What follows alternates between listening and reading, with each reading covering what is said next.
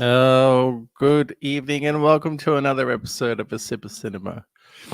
This time we're looking at Jurassic Park, but I think my intro is out of order, so we'll keep going anyway. I don't know what I usually say at the start of these shows, but welcome one and all to another Hey episode of Sip of Cinema. everybody. This time, Jurassic Park, welcome. Hopefully everyone has something to sip like we are. So as usual, we'll start with what it is exactly that we're sipping on. What are So you sipping on? So it is the 30th anniversary of Jurassic Park. Uh, so I thought I'd pull out something really special. So the Lagavulin 16, Ooh, arguably my finest bottle, particularly in terms of price these days. But an excellent smoky Isla whiskey if you're into that type of thing. There's not many that's better than the Lagavulin 16. So I'll be having a very smoky evening as I discuss the film. So, what are you drinking on? drinking peanut butter porter. Peanut butter porter. Oh, yes, Yeah, I've had that. It's very refreshing, very it's heavy. quite sweet and creamy and very nutty. Mm. Yeah, very, very nutty, like starting a dinosaur theme park, perhaps, uh, especially in the mid 90s without the internet as it is now. It's a nice pour on that stout, that peanut butter stout. So, It's a porter. Porter. porter, I should say. So let's propose it. No, yep. So give a toast to Jurassic Park from the mid '90s, a very important film within the context of our lives, as we'll discuss very soon. Um, Introduced us to the realistic depiction of dinosaurs in a film that we've never seen before at the time. So it's very special. So here's to Jurassic Park. Cheers.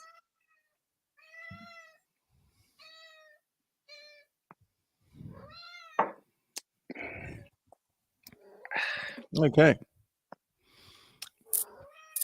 So I'll start with our impressions of the film growing up, what it meant to us growing up. So,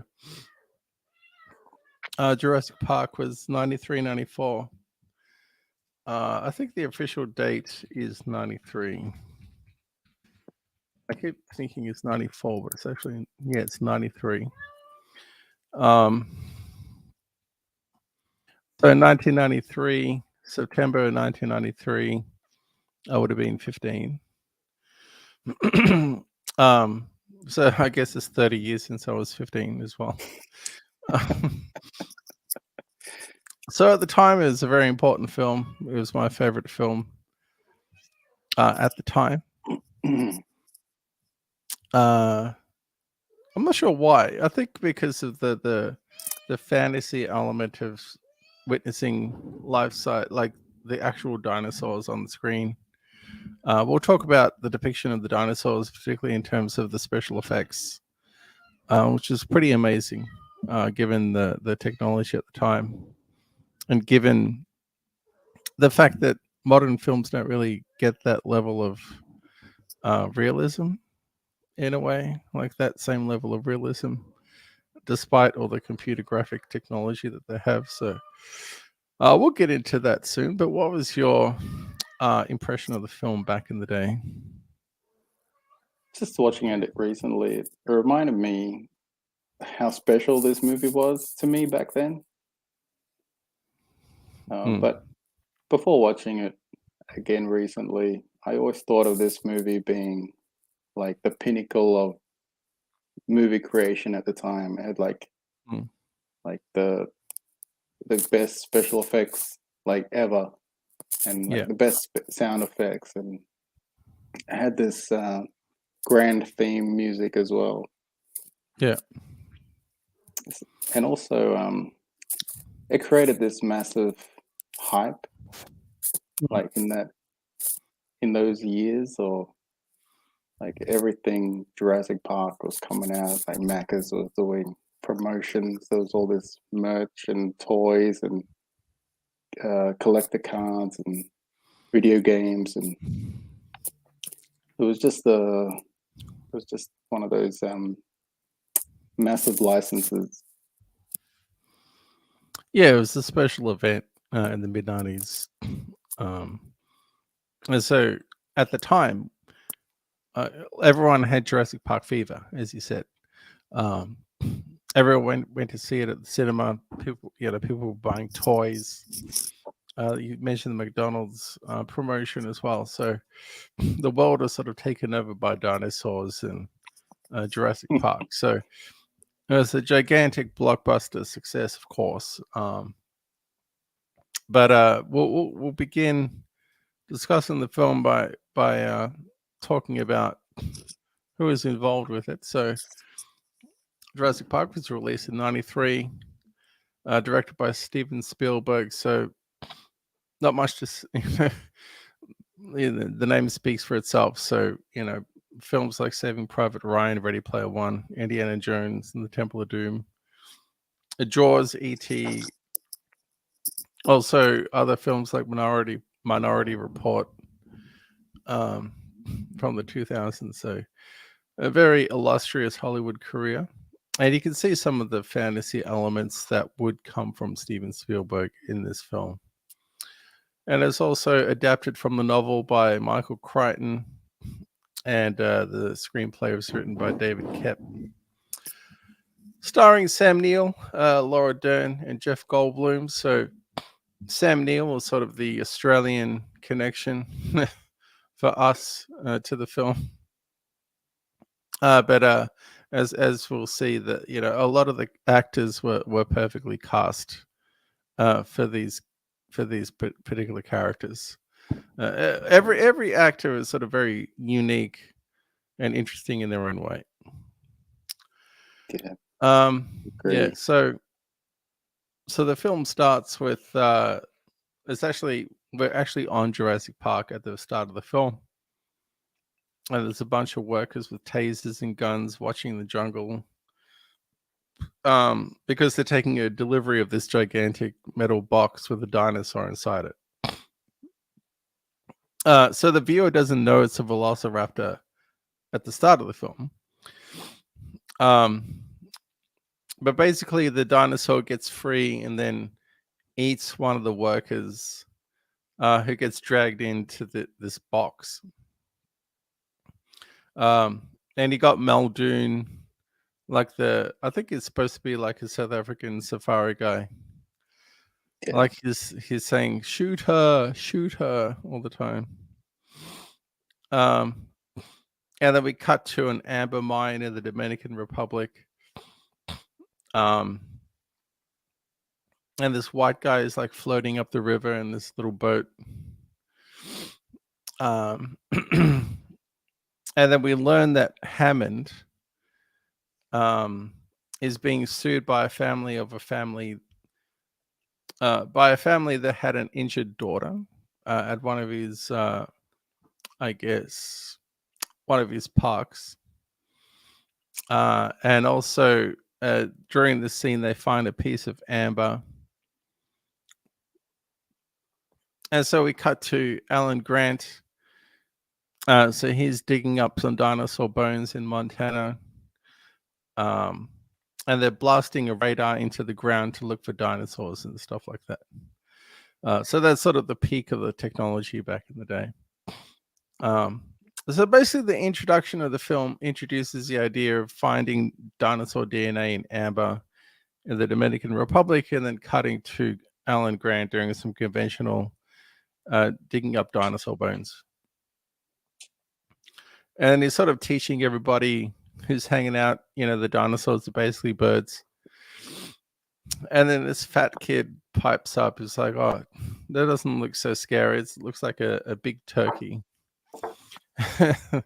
And so Alan Grant has to teach him a lesson. That doesn't look very scary. You stare at him, and he just stares right back. That's when the attack comes, not from the front, but from the side. And he slashes at you with this. He slashes at you here, or here, or maybe across the belly, spilling your intestines. Yeah, so it's pretty for such a young kid. Um, but I think it sets the stage for what's to come. So I'm not sure what your impression was, but for me, this movie was quite violent and quite brutal in terms of the characters, like what the characters had to go through, especially the children.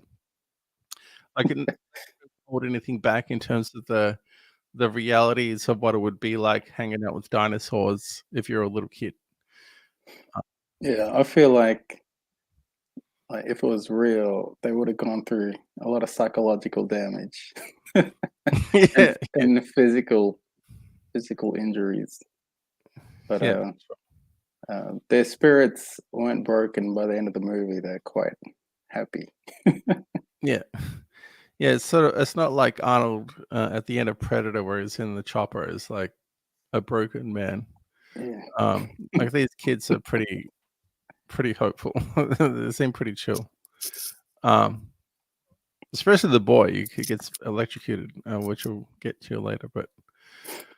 Um, but yeah, so we saw Alan Grant like describing how the Velociraptor would slice up a person's stomach, and then eat the person alive. And then John Hammond's chopper flies in, um, and then he like goes into their little area and like grabs a bottle of champagne and pops it. Like he basically just barges in, does whatever he wants. But he's there to offer them some funding for the excavation. But in exchange, he wants to hire them to check out his new biological zoo that he's working on. But the difference with this zoo is that the animals are all dinosaurs. So starting this dinosaur theme park with real dinosaurs. But he doesn't reveal that yet. No, he doesn't reveal that yet. Like he wants to get them on the island first before he sort of springs the big surprise. He sort of wants them to see the dinosaurs for themselves first before so they can have that visceral reaction. And so Hammond's there because Hammond's lawyer wants the approval of top paleontologists in order to sign off on the project. And he promises a 3-year funding program for their excavation. So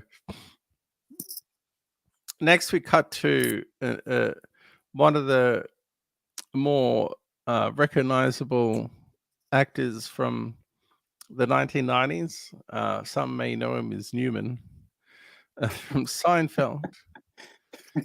But in this film, he's called Nedry, which is obviously a play on nerdy, right? So you just swap the R. Nerdy. So he's in Costa Rica, and a shady guy in glasses like comes up to Newman, and he's being paid like to steal dinosaur embryos from the lab that he's working in, which is Hammond's lab, right? So he's working for Hammond, but he's getting paid to steal some of the embryos for another company who wants to make their own dinosaur exhibit or dinosaur park, really.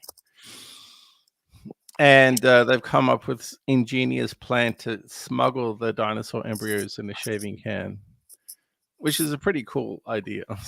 It's a flawless idea, really. Except when you have Nedry, who's pretty useless. Like he's so lazy and incompetent. And so next we cut to Dr. Ian Malcolm. He's on the way. So he's in the chopper with everybody else. So Ian Malcolm, obviously played by Jeff Goldblum. So he was one of my top characters of the film when I saw it back in the 90s. So he's a very funny and charismatic character.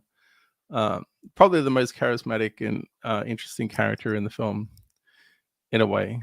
Um, and so he's a chaos mathematician. So he says all this like weird, like mathematical, like mumbo jumbo, and he's like flirting with what's her name? I can't believe Ellie. he's flirting with Ellie the whole time, like in front of Grant. Like it's pretty funny. Uh, but then during this chopper ride, we get the iconic theme music of Jurassic Park. Like if you hear the theme song, you know what movie this is from. There it is.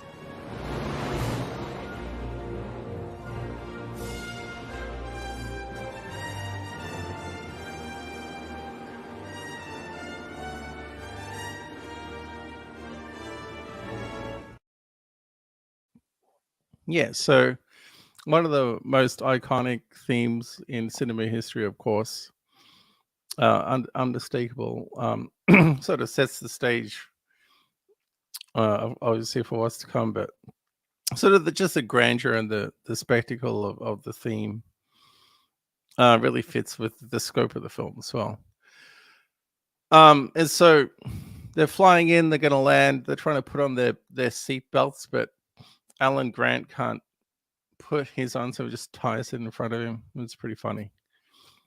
And so the lawyer, the lawyer's on the chopper as well, Gennaro the lawyer. So he's there to like oversee the inspection by the paleontologists.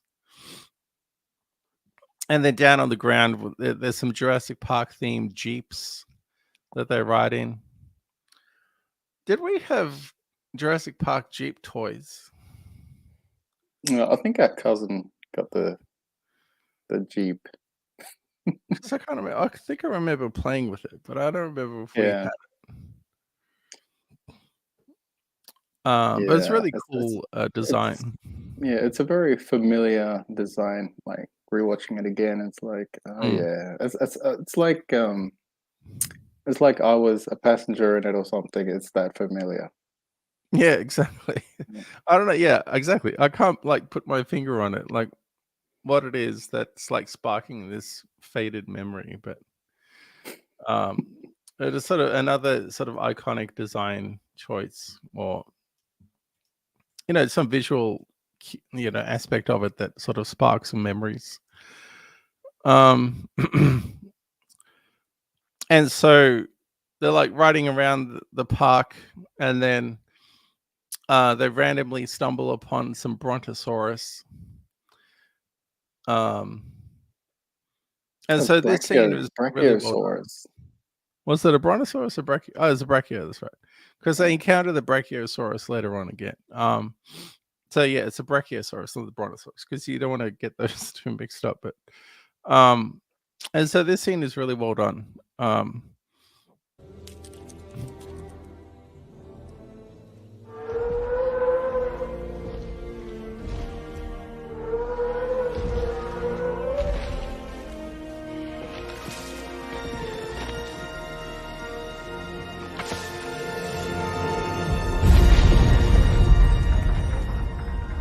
We're gonna make a fortune with this place. Yeah, so you get an idea of like the scale and the grandeur of the film when you get a look at the brontosaurus sort of standing on its hind legs, and the theme in the background, and how tiny the characters are compared to the dinosaur. So that was the first time the characters like Grant and Ellie saw the dinosaurs, and also the first time the audience sees the dinosaurs. So we sort of share in their sense of wonder and awe, seeing this gigantic creature right in front of them. So the really interesting start to the film. Sort of gets you really excited to see more dinosaurs, basically. It's And so definitely one of the most iconic moments in the film. The first reveal of the biggest dinosaur there is, and yeah, they did it really well. yeah, yeah, exactly. And as we'll discuss, They did all the dinosaurs really, really well. Like, because I think the dinosaur special effects in this movie is completely flawless and timeless. It's kind of amazing if you think about it. um, and so they drive over to the central headquarters of Jurassic Park, where they watch a presentation in the cinema room. And so John Hammond, he has this little bit that he does with his own version of himself on the screen, where he sort of multiplies himself through the idea of cloning.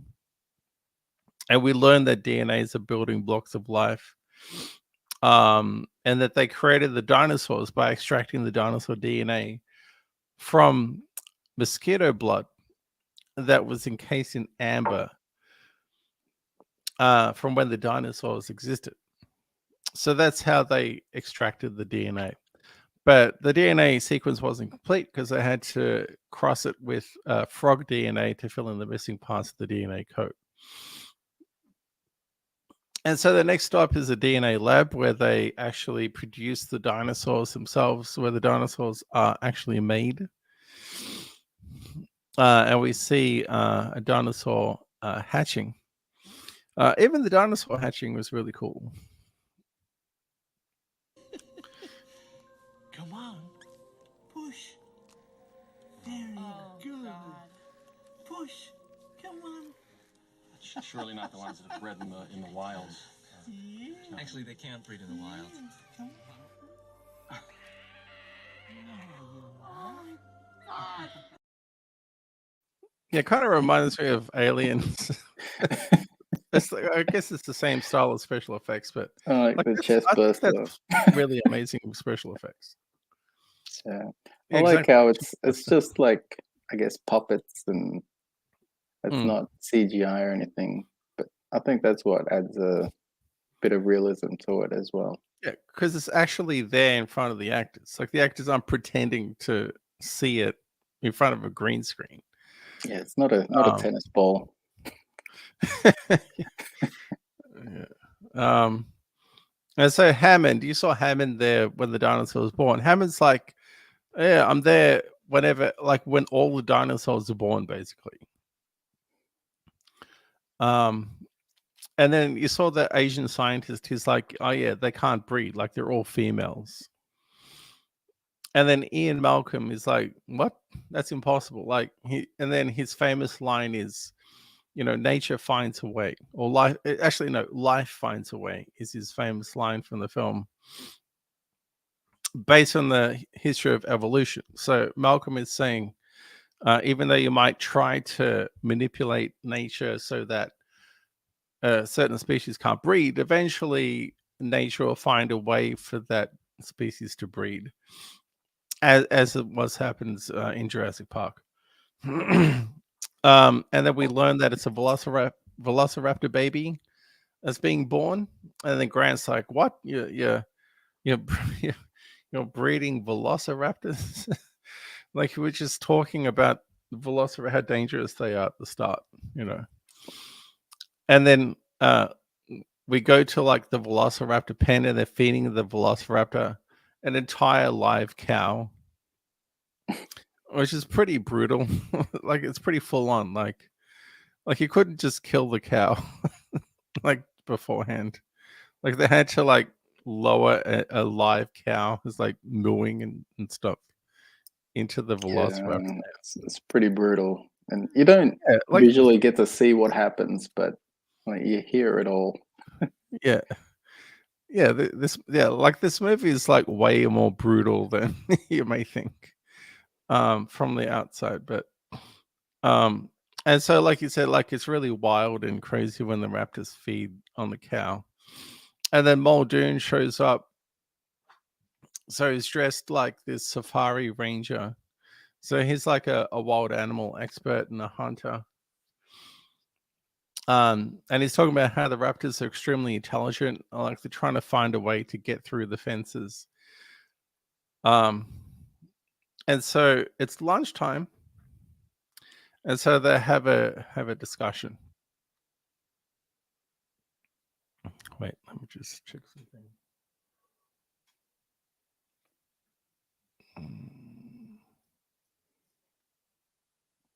Okay. So it's lunchtime, so they go in to have some food. And Malcolm, he's like blown away by the park, but he has like a lot of concerns about what it actually means. Um, in terms of the morality and the ethics of producing life in this way. Um, because the dinosaurs were extinct for a reason, like they were no longer part of the evolutionary chain of life on Earth at the time. And so to bring them back sort of will disrupt the balance of life as it exists today.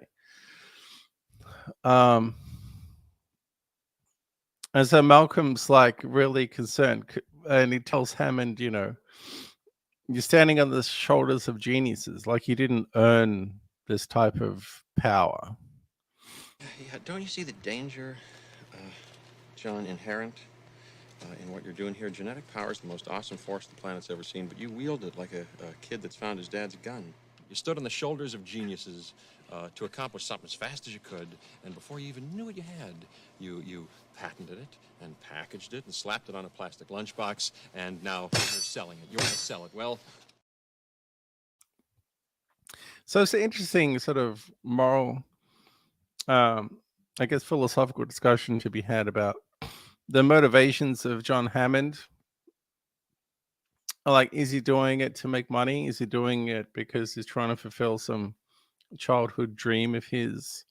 Is he doing it because he's kind of crazy and doesn't really care about, the consequences of creating real life dinosaurs?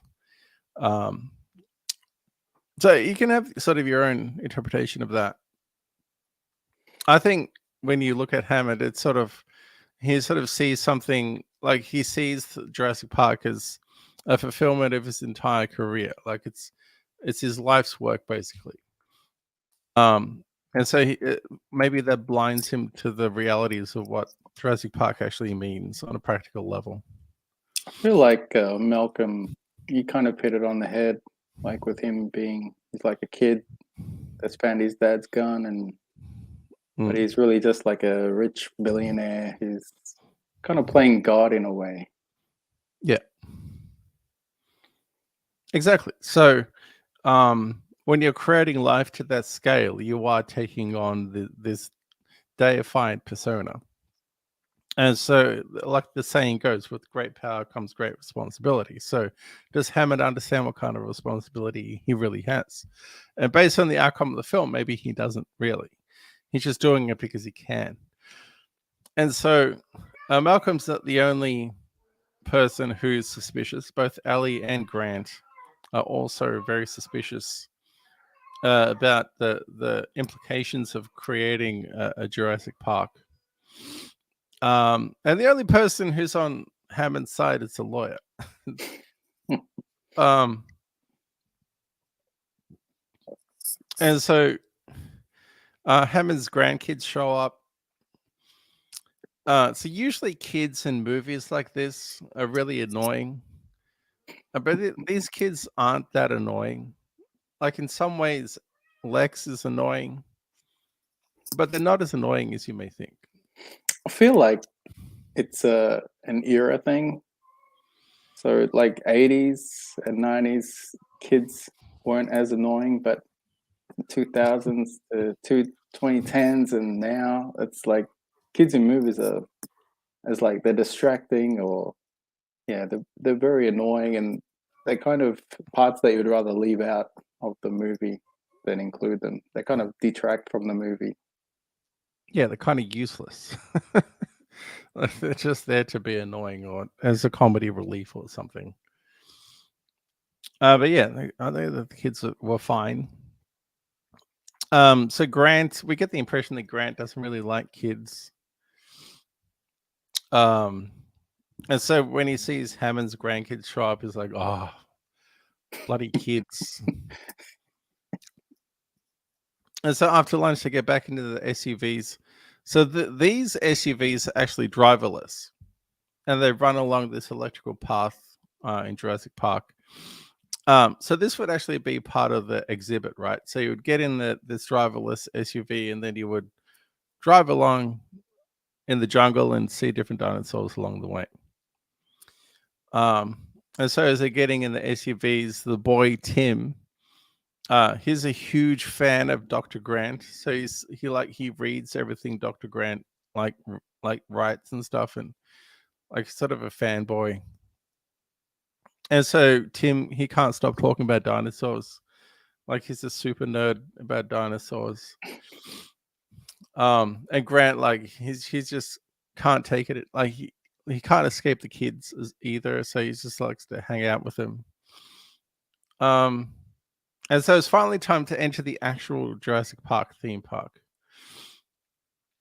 And so during the ride, they have a voiceover, Richard Kiley. And so Hammer's like, they spent no expense getting the best voice actor. And then the first dinosaur is a Dilophosaurus, which uses toxic saliva to incapacitate its victims.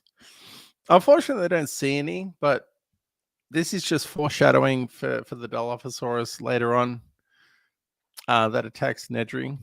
The way this part kind of plays out, where they're along the track, I mean, driving along, and like they don't see the dinosaur. They go to the T-Rex. They don't see the dinosaur. It's kind of like real life zoo kind of theme park, Yeah. zoo kind of experience where like you go to see the animal and you can't see it. It's like behind the trees or behind the bushes or something like that. It kind of made it a bit deflating or disappointing. Exactly. Yeah, I agree. But yeah, it's like any sort of safari or, like you said, trip to the zoo. Like the animals aren't there for your entertainment. Like the animals are just living whatever life they can in whatever exhibit they live in. And so you either see them doing cool things or you don't. And so it's the same thing with the dinosaurs. And then we cut to the actual, like, I guess, the real headquarters of Jurassic Park, where we have like scientists and different types of people like running everything. And so we have Samuel L. Jackson, he's there, so he's chain smoking. And then Nedry's there as well. So he's a networking specialist. But it's kind of garbage at his job. Like his desk is like just full of like empty packages, and like he's a real slob, and he's super fat. Like you wonder why Hammond would hire him, right? Unless he's like really awesome at networking. Like Hammond would just like ignore everything else. Yeah, and just to have so little staff members as well, like running that's the true, yeah. automated aspect of Jurassic Park. Like at the same time, I think there's like some kind of storm coming, and a lot of the scientists and staff lab coats is leaving the island. Like there's a ship that's leaving, so it's basically like 3 or 4 people that's running the island, and like you kind of get to see it behind the scenes in that office area where it's just a handful of people that's really running the show. Yeah. But at the same time, it sort of diminishes the level of security and safety on the park as well. Which is something that I noticed, like the lack of safety procedures or contingency protocols in case anything goes wrong. Like nothing like that should go wrong. Like if you're really serious about running a dinosaur theme park, but I guess it goes back to like Hammond just playing God, but they're not really understanding the responsibility that he has. And so Muldoon, he's also hanging out with Nedry and Hammond. And so he's saying, oh, they're approaching the T-Rex paddock. And also to continue the theme of live animal sacrifice, a live goat is offered for the T-Rex. so they just like put a goat there and tie it up for the T-Rex to eat. As though Lex, she makes some annoying like vegetarian comments, of course, because she's annoying. And then Grant's like, "Listen, the dinosaur wants to hunt, not be given food. Like that's not how it works." Um, and of course, like you may have guessed, there's no dinosaurs. There's no dinosaurs during the tour. And then Ian Malcolm, to pass the time, he sort of shows Ellie the butterfly effect. Like this is like 100, like 10,000 level charm from Ian Malcolm. The shorthand is the butterfly effect. A butterfly can flap its wings and be king, and in Central Park you get rain instead of sunshine. It changed. Why? Because tiny variations, the orientation of the hairs on your hands, Hey, Ellen, look at this.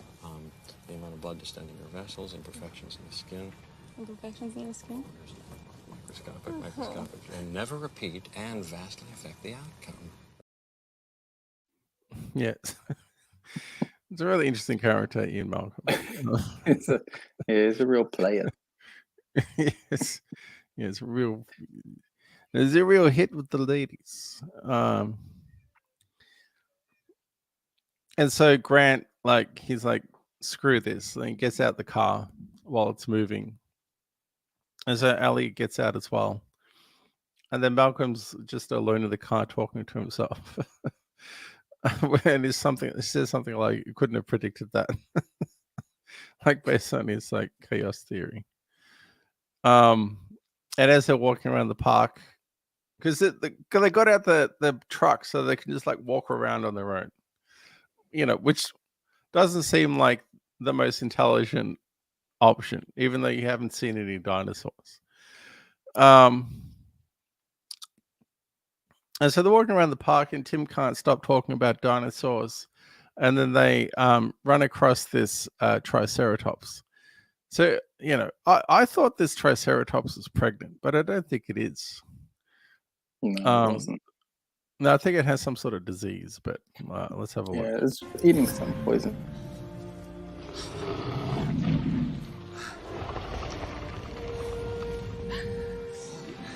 She was my favorite when I was a kid. Now I see she's the most beautiful thing I ever saw.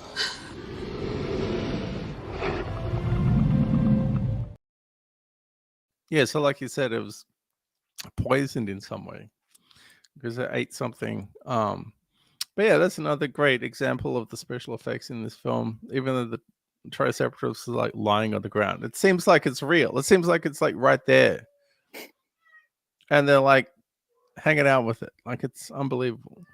Every new dinosaur reveal was kind of like an event in this movie. It's like, oh, Exactly, yeah. the Triceratops, cool. It's like when he leans and lays against it when it's breathing in and out. It's like, yeah, I want to do that too.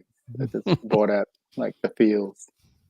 Yeah, but that's exactly what would have like captured our attention back when we were teenagers, is that level of dinosaur realism, which is something that I'm going to keep saying over and over again. But like no other movie has like represented dinosaurs in this way to such a degree. And so Ellie, she's like an expert on this type of thing, so she figures out it's like the Triceratops probably ate this poison plant or something. And so Ellie wants to see the dinosaur droppings. But they get a message that they have to cut the tour short because of that storm that's coming through. That is one big pile of shit.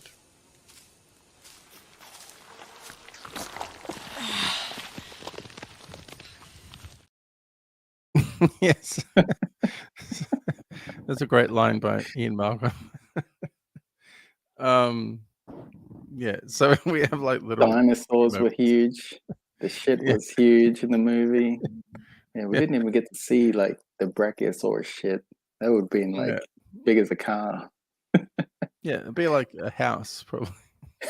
Actually, it's a herbivore, so it would just be eating a bunch of plant material that doesn't get Yeah, but absorbed. it'll So be, that would but be it'll really be, huge, yeah, it'll be be gigantic. like a cow patty, I guess, but Basically, yeah.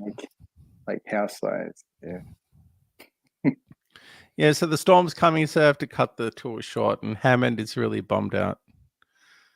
And Nedry, this is pretty funny because Nedry is like acting really skittish, and he starts sweating profusely. And but the sort of cuts between Nedry and the guys. So Malcolm is like sipping booze in the truck, talking about his kids. While in the meantime, Nedry is like creeping around. He's stealing the samples. He says, "Oh, I gotta go somewhere. I'll be right back," or something, and then he starts stealing the samples, which takes a long time, considering that he needs to be stealthy. Like stealing the samples is actually a long process. And then at the same time, all the security systems around the park are failing. Um, like I guess the like the energy grid is failing. So the security It's systems are what going. I think that's what um Nedry did though. That was so that he Exactly. could Yeah. access Yeah. parts of the park. Mm.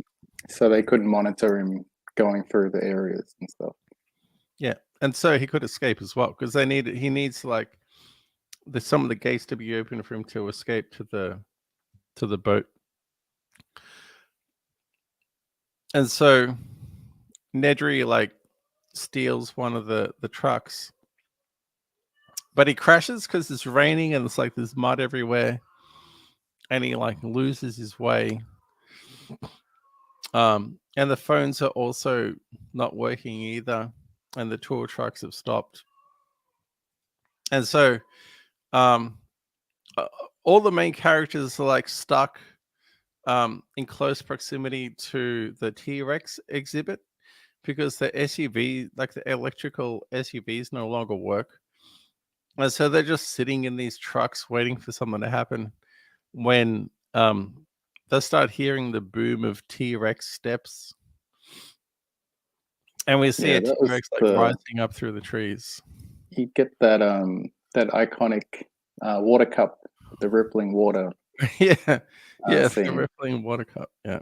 I think Yeah. Mac has used that in their commercials, and I feel like all these different other promotional Jurassic Park Mm.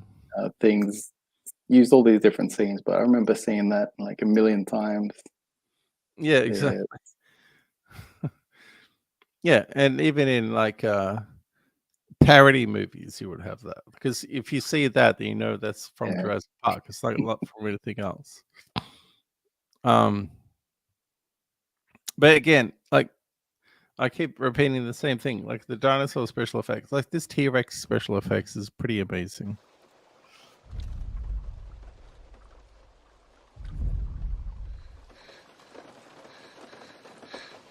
Where's the goat?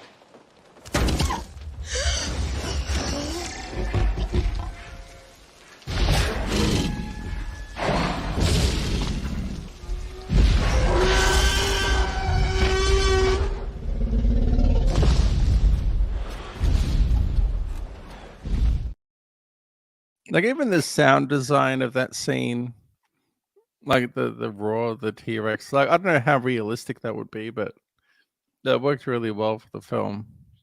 Yeah, if he, it's what you would think a T-Rex would sound like. Yeah. It's got like this kind of unique roar that's it's not common in the animal kingdom. It's something new, something different, something massive. Yeah. So And it's so a sound that they hit like really well. yeah. And so the scene where they get attacked by the T-Rex is um pretty awesome. Like one of the best scenes in the film, I think. It's really intense. Um Gennaro, the lawyer, he runs out of the truck and goes to hide in the toilet, but the T-Rex gets him and like basically picks him up out of the toilet and starts like flopping him about and eating him. Um And so the T-Rex like goes up to the truck with the kids and start like breaking through the truck because it's following the torchlight. So in the other truck is Malcolm and Grant's like it'll follow like whatever's moving, and so the kids like moving the torch like attracts the attention of the dinosaur, and so the T-Rex like knocks over the truck with the kids and it starts eating the tires. In the meantime, Grant gets out of his truck and starts waving some flares to draw the dinosaur's attention. But then Malcolm, he gets the dinosaur's attention after that. He tries to Starts be a hero. running. He tries, yeah, and he like the dinosaur actually chases him, like he runs. Then he gets really badly hurt, as we find out later. But so Lex, she manages to escape the truck, but Tim, he can't escape, so he's stuck under the truck. And so Lex and Grant, they're forced to escape over the fence as the truck is pushed over the edge. So all of this is pretty intense in terms of what's happening to the kids as well. Like they're not treated like some sort of precious little kids. Like they're actually being, put through the ringer in a way. This scene was like intensity was maximum level. They don't have any music playing or anything. It's just sound effects and quiet. It's just the sound of the dinosaur stomping around and making noises, and it just elevates the level of intensity. Made it very suspenseful. Yeah, and Tim, he's still in the truck, and then the truck actually falls off the edge. And so we're like, whoa, the truck fell off and Tim's still in there. Like, what's going to happen? But then we cut to Samuel L. Jackson, like he's trying to figure out what Nedry did to the security systems. And he's like, no, we can't get it back online without Nedry. Like he's the only guy who can like fix this type of thing. Meanwhile, Nedry gets stuck in the mud. So he has to attach a winch to a tree to get his truck out of the mud. But then we get to meet the Dilophosaurus. Oh, nice boy. Nice boy. Nice dinosaur. Oh.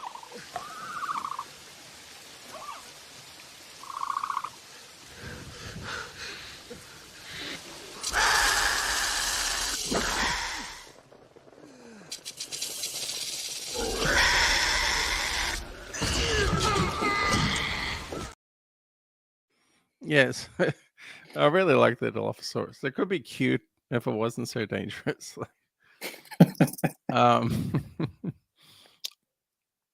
And so just before he gets eaten, the Dilophosaurus like sprays the black goo on his face, which is supposed to like blind the prey. And so as we saw, Nedry gets eaten in his truck. Meanwhile, we cut back to Tim. Like, what's going on with Tim? And so Tim's stuck in a tree. So the trucks is sort of stuck on a branch up a tree. And so Tim's in the truck as well, but he's like knocked out. I don't think he's knocked out, but he's dazed. And then Grant's like, I got to save him. And so Tim is like, oh, I threw up, which is a really nice detail. Because the kid's like, Tim's going through it, you know. I think they did well in the movie's pacing with the suspense and the intensity, and they always put in some comedic relief, like whether it's in Malcolm cracking a joke or like the kids like that joke just then, like he vomited and stuff. They did well with like the pacing of with the audience's emotions and what they experience. Yeah, there's always something interesting happening in every scene, basically. And so Grant, he gives Tim a pep talk. to climb out of the tree before the truck falls on them.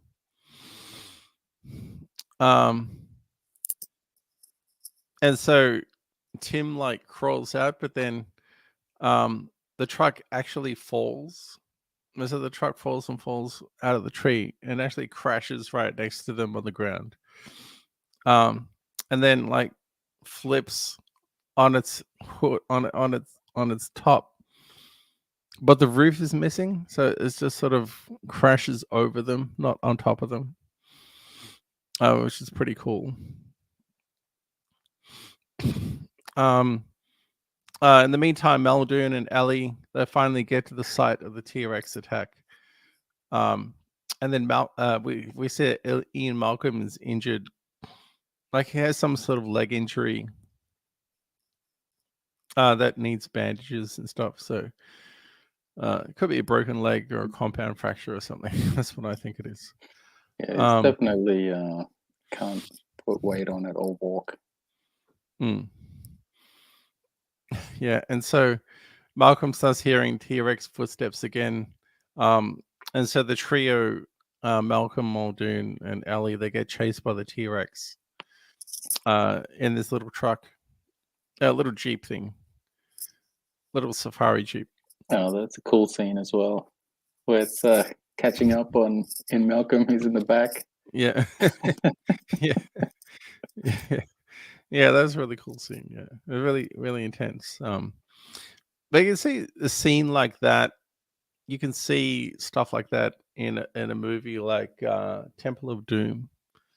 Like some of these like exciting action moments you could see in other movies from Steven Spielberg. That sort of style. So it's sort of the reason why some of these movies are timeless. In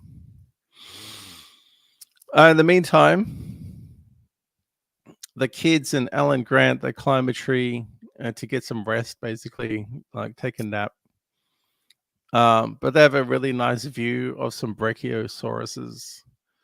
And then Grant, he does a brachiosaurus impression in order to get the brachiosaurus's attention.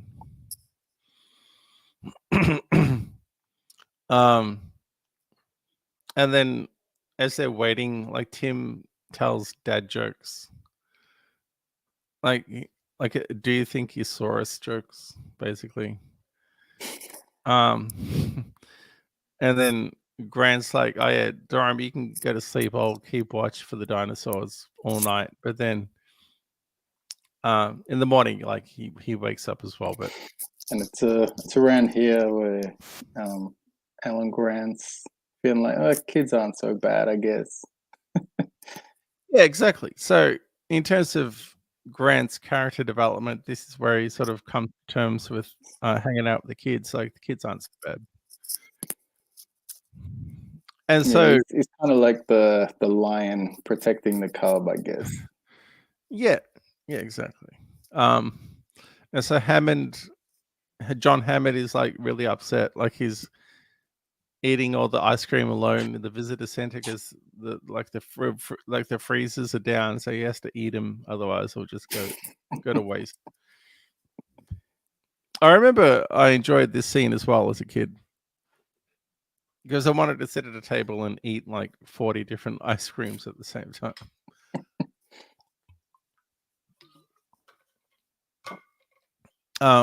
I think Hammond also says we spared no expense again in terms of the ice cream as well.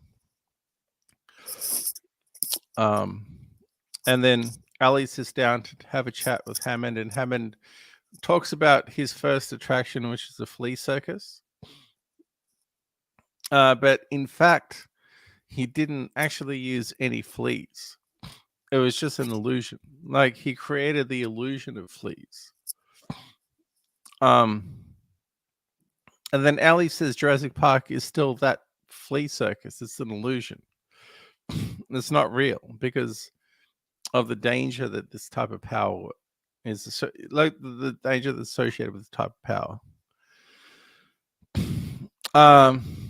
And so the next morning, Alan Grant and the kids they wake up because there's a brachiosaurus eating leaves like right next to them. Go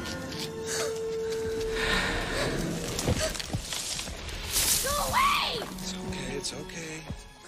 Oh, baby. Go! I'm not letting go! Come on. Up here. Yes. Yeah, so those comedy relief moments, as you mentioned before, but I think in a way, when we were kids, we sort of could relate to, like, the kids in the movie are supposed to be like an analog of the kids watching the movie. So we Yeah. can see the wonder of the kids in the movie is reflected in the audience as well. So I think that's another way for that Steven Spielberg connected with young people for this film.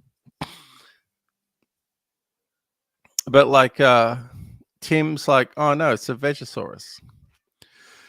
Because Lex is like really scared, but I think that even if it's a Vegosaurus, like the dinosaur could still bite them or knock them out the tree. Like Yeah, just you could because think their arm is a branch or something. yeah, just because it's a vegetarian dinosaur doesn't mean it can't hurt them or kill them very easily. That doesn't matter. Like it just eats leaves all the time. Um, and so they get down off the tree, and Alan Grant he finds some dinosaur eggs, and so Grant he's like, oh yeah, the amphibian DNA can actually change sex in a single sex environment. Like that's an evolutionary adaptation that happened. And so it's this moment in the film where Ian Malcolm's like you learn that Ian Malcolm is correct. Like nature finds a way, or life finds a way, in order to reproduce. Um, and so we also learn that they have like a failsafe protocol for the system where they use lysine, and then that kills all the dinosaurs basically.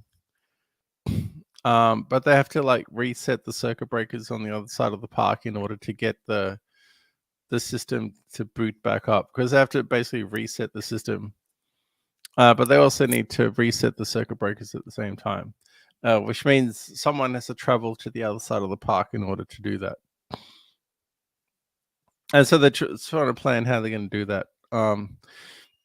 In the meantime, Alan Grant and the kids are running with the dinosaurs. Wheeling uniform direction changes, just like a flock of birds evading a predator. They're flocking this way.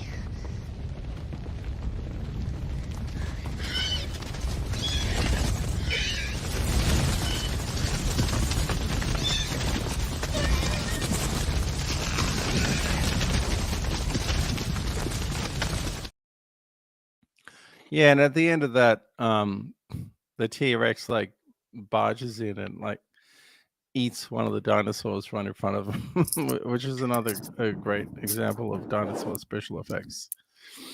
It's funny, like looking at that scene and looking how dirty their clothes are and how worn out they look, and it looks like they've been homeless for like weeks, I guess. But it's just been Yeah. one night, and they're already in that situation in this kind of environment. It's Yeah, funny, exactly. Yeah. just thinking about that. It makes you wonder, like, what would happen, like, what the movie would be like if they were actually stuck in Jurassic Park for an extended period of time. You know, like that sort of post-apocalyptic type of scenario. It could have been a scenario in this movie if they're unable to get the power back on and they can't radio to the main island or whatever to get for any aid or any help. It could have been like a long period of time before any help comes. So that could have been an interesting scenario to think about. No, that could be a TV show. That's like a TV show idea, like a limited series, like an 8 episode series or something. A Jurassic what Park. if Jurassic Park? Yeah. And so, Muldoon and Ellie and Hammond are like planning. And so Muldoon, he opens up the weapons locker, and there's like all these weapons, all these like Call of Duty weapons everywhere, which is really cool. And then Muldoon, he gets loaded up, locked and loaded. And But so he Ellie and Muldoon, just takes a shotgun though. That's it. yeah, it's not He didn't. like a He commando. wasn't. Yeah, he wasn't commando taking everything. Should have been dual wielding or something. Take 2 guns. At least a sidearm or something. Maybe he didn't want to get loaded down Yeah, I guess. because he didn't expect. Because I think he's thinking, I don't want to encounter any dinosaurs. Like I don't want to actually use these weapons. They're just like the last resort. So, and so we learn also that the raptors have escaped. So now the raptors are hanging around, potentially able to kill anybody they encounter, as we'll see. So, and so Muldoon, he actually spots a raptor in the jungle. And so tells Ellie to like run to the central power building. While like Muldoon like takes on the raptor. Meanwhile, Grant is pretending to be electrocuted. Like they're like Grant and the kids are like scaling this electric fence. That's not electrical anymore, of course, but like when he touches the fence to test it, like he pretends to be electrocuted. And so the kids start screaming, which is kind of ironic because Tim is about to get electrocuted. And so they climb the fence, but the power is about to come back on. And so Tim, because he's so small, he can't climb really fast. And so when the power comes back on, he's still on the fence. And so he gets electrocuted and then flies back into Alan Grant's arms. And so he's unconscious. And so Ellie, she gets attacked by a raptor, but manages to escape. And also she runs into Arnold's arm, like Arnold being Samuel L. Jackson's character. Oh, but Like she runs into his arm. manages to get the power back on. Yeah, she flips Yeah, the she gets switches the or power. whatever. Yep. But yeah, like his arm, like is on her shoulder, but it's just his arm.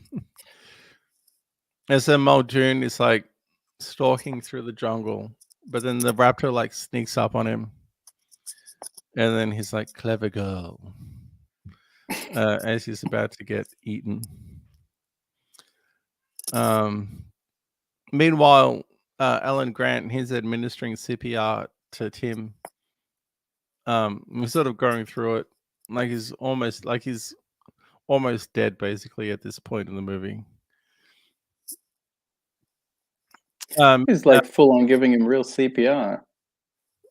It wasn't like cut away or not show it, but he's full on putting his mouth on him and blowing in his mouth.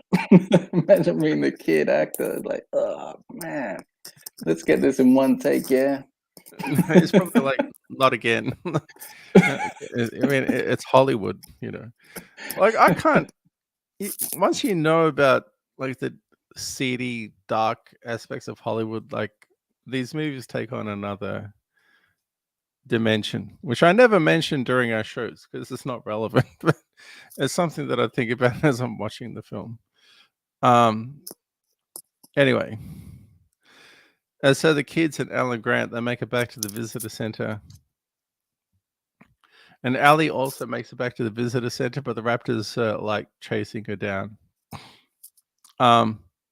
There's a really cool scene where she's like running up to there, and then Alan Grant sees her and she's like, "Run, run!" And then she like has to run in, like limping, basically. Um, so the kids they're like in the kitchen, but then the raptors like attack them in the kitchen. I like that part where the kids are like they're trying to relax and get some food in them, and they got like this Mm. big buffet, and I love that in any movie, even as a Oh kid. yeah, Like yeah, a yeah. big table of food and just no limits, just gorge Yeah, I should have yourself, mentioned and that. like Harry Potter, even like they got these massive Mm, tables of food and big mm. banquets. It's just it just puts a smile on my face to have a buffet. No, I'm the same way. Like I don't know what it is about kids eating in movies in the '90s, but I still remember the scene in RoboCop 2, uh, where the gangster kid like he's wearing a suit, but he's eating like hot chips. It's just hot chips and ketchup and like a milkshake or something. Like it's like garbage food. But as a kid, I was like, "Whoa, that looks really delicious." But yeah, the kids were like in this movie were like having fun eating, but then like the raptors came in, and so Lex and Tim have to escape to the kitchen and sort of take on the raptors.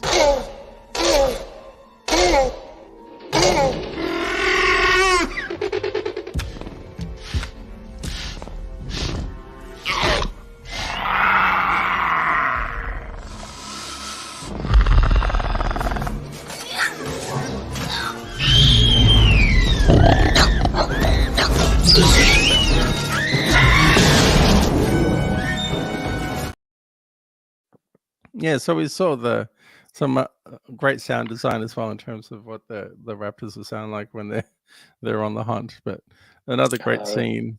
that was a cool scene, outsmarting the Raptors like that. Yeah, another really intense scene with the raptors. They're really well done special Yeah, effects. Raptors is like the main bad guy in this movie. Mm.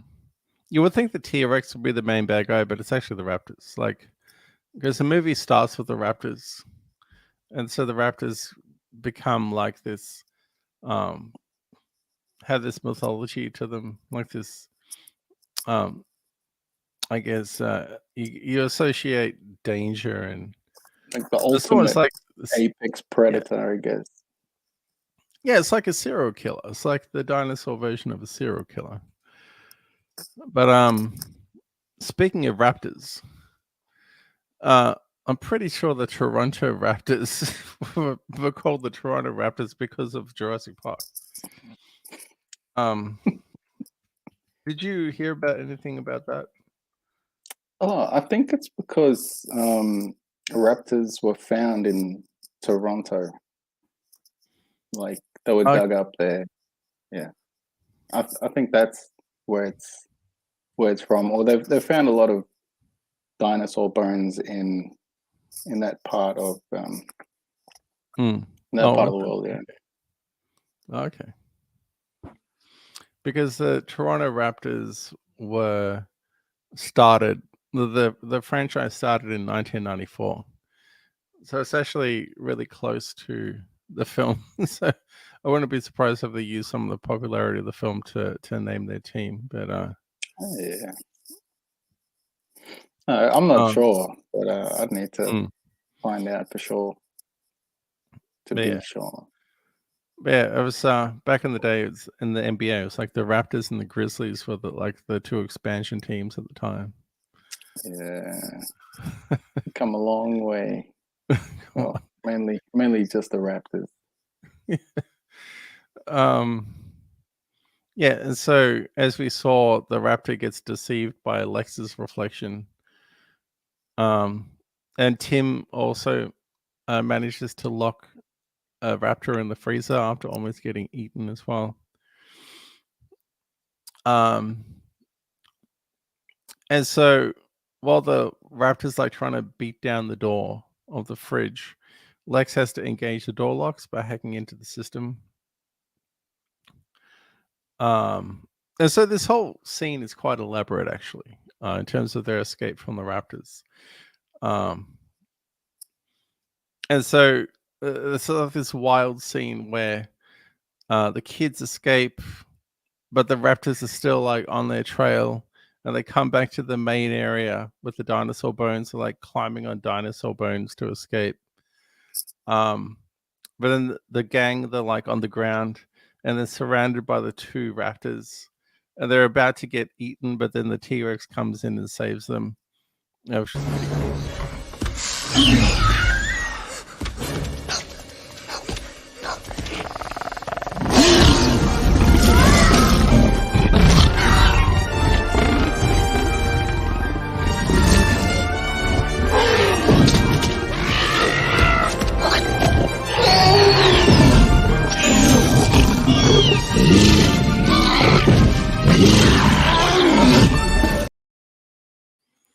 Yeah, so a sort of a great way to wrap up the film.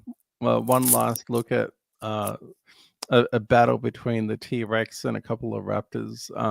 You get the impression that the T-Rex wouldn't really be bothered by a couple of raptors because of the size difference, but as we saw, so I think the movie was sort of leading up to that confrontation. Like as an audience, you sort of you would wonder what it would be like for a T-Rex to fight a couple of raptors, and so we saw it at the end of the movie. So it's sort of a perfect way to finish the film, because everyone, they get out to the chopper and fly out with the kids, and so the final scene, final like image is like the kids sleeping on Grant as they fly away, safe and sound, ready for the sequel, Jurassic Park 2. Do you remember anything from Jurassic Park 2? Not really. I might have only watched it once or twice. It's not like this original, not like the first film. We just watched it religiously almost Yeah. every day. Yeah, it's called The Lost World Jurassic Park. So that was 97. Did you remember that Vince Vaughn was in it? It's Vaughn. Oh, really? Oh, wow. So it's pretty much the same cast. Actually, did I say the same cast? I meant a completely different cast. Aside from Jeff Goldblum. I think Alan Grant comes back in the third movie. Yeah, Hammond's in it as well. Hammond is in it. Tim's in it. Lex is in it. Malcolm's in it, but everyone else is different. So, no, I really don't remember anything in regards I don't remember to nothing what from happened it. in the I story. don't remember nothing. I might watch it again sometime. Yeah, the catchphrase is "something has survived." Wait, let's have a look at the plot of Jurassic Park 2. A research team is sent to Jurassic Park site B Island to study the dinosaurs there, while an InGen team approaches with another agenda. Okay.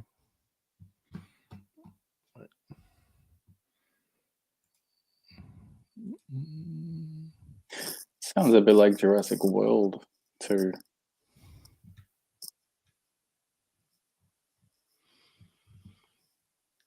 So a research team sent to an island 87 miles away from the previous home of Jurassic Park to photograph now liberated dinosaurs. Catch, sedate. So another bioengineering team catch, sedate, and transport dinosaurs to San Diego, where they'll be used in a new Jurassic Park location. Okay.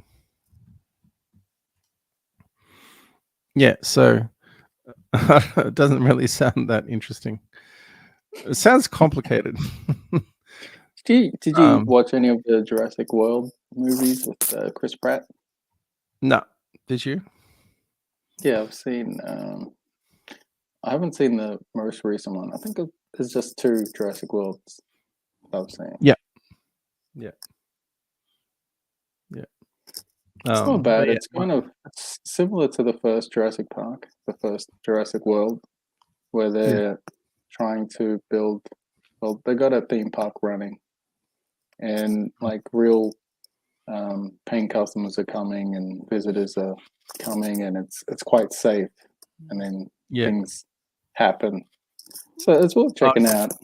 It's worth checking out. Like Chris Pratt plays the Muldoon kind of safari hunter specialist kind of character. Okay. Yeah.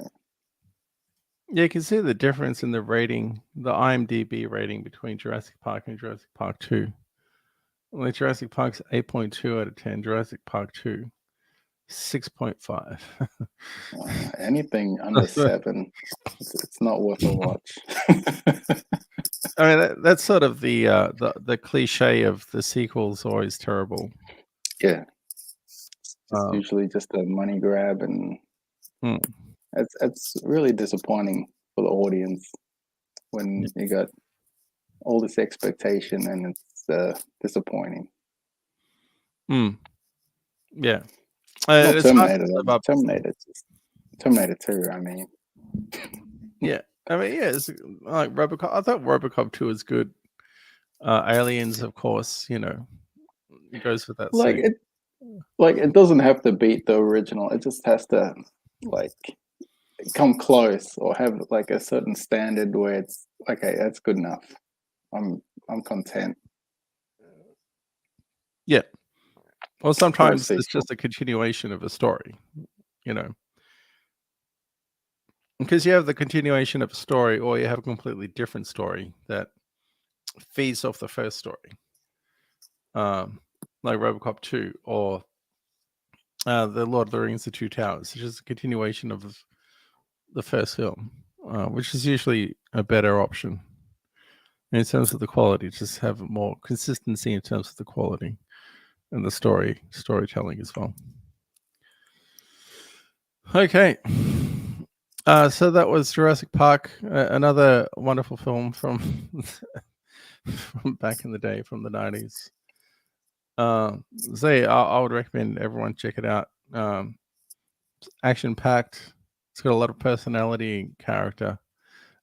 Of course, just watch it for the special effects. That's what I would say.